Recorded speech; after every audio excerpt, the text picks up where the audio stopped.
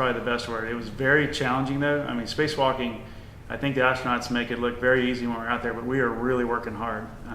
It looks kind of graceful and smooth and slow, but inside that suit, we are working our tails off. The work we were doing, as I mentioned before, I don't know if you were here, but it's work that had never been done before outside. So we were kind of testing new procedures and new tools and new equipment and seeing if we could actually fix this broken piece that was outside called the solar alpha rotary joint.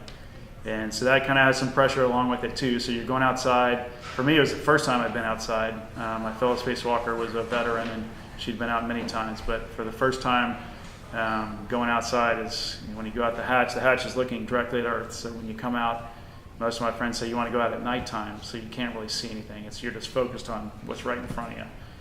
You don't have a choice what time you go out. But when we went out, it was daytime, and unfortunately, I think because there's just sensory overload. You're looking at the Earth underneath you. It's just unbelievable that you're going outside. You're traveling 17,500 miles an hour yourself, and to kind of put all that, you're like, whoa. You're kind of overwhelmed when you go out the door. We're up to a lot of really neat stuff, believe it or not. A lot of people think NASA was canceled when the shuttles stopped flying, and that's certainly not true. We have astronauts still in full-time training. We have astronauts living in space all the time. Our ride's a little bit different. We have to go up with the Russians these days on the Soyuz spacecraft. So we do a lot of training in Russia.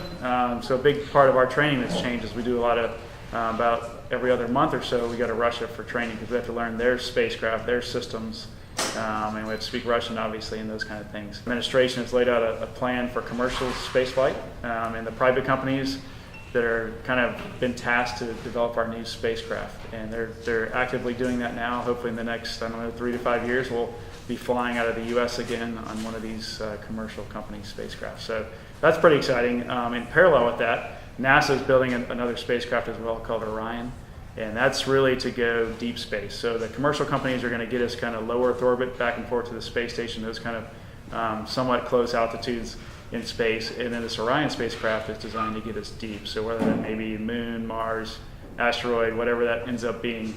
So NASA's working on that now. It won't be ready for a little bit longer just due to the requirements to get a human kind of way out there. It's probably going to be around the 2017 to 2020 time frame. Look out the window and see Earth, moving very quickly as you're rotating around it. And the colors are very vivid. You can see a thin layer of atmosphere. And when you think, I'm sitting there looking at it going, that's all that's protecting all of us from life versus death. If that thin layer goes away, we all go away, kind of thing. So it's kind of a different perspective, I guess, that most folks don't have. And I was just blessed to do it.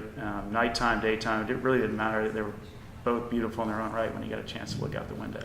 Well, the future is really bright. So if you're getting into the program now or here in the next decade, you're in a great place. I mean, we had a similar lull between Apollo and Shuttle, which most of us don't remember now, but we had a very similar kind of lull or gap, so to speak, between American spacecraft. And my goodness, if you look at Apollo did great stuff, but then we had a gap, but look at what Shuttle did. I mean, incredible 30-year career of just building this huge laboratory and launching satellites from space and retrieving satellites and repairing them and all the great stuff that came out of that. So we're really hoping, we have this gap now, we're hoping whatever comes next, these commercial vehicles and then the Orion spacecraft, is going to get us to even better than what we had with Shuttle. So it's a very exciting time. Folks that are kind of these kids' age are going to be the ones walking on Mars for the first time. Wow. I mean, I'm going to be way too old. All of us kind of sitting at this table, unfortunately, we're going to be too old. But that's, 20, 30 years from now, we're going to be sending humans to Mars.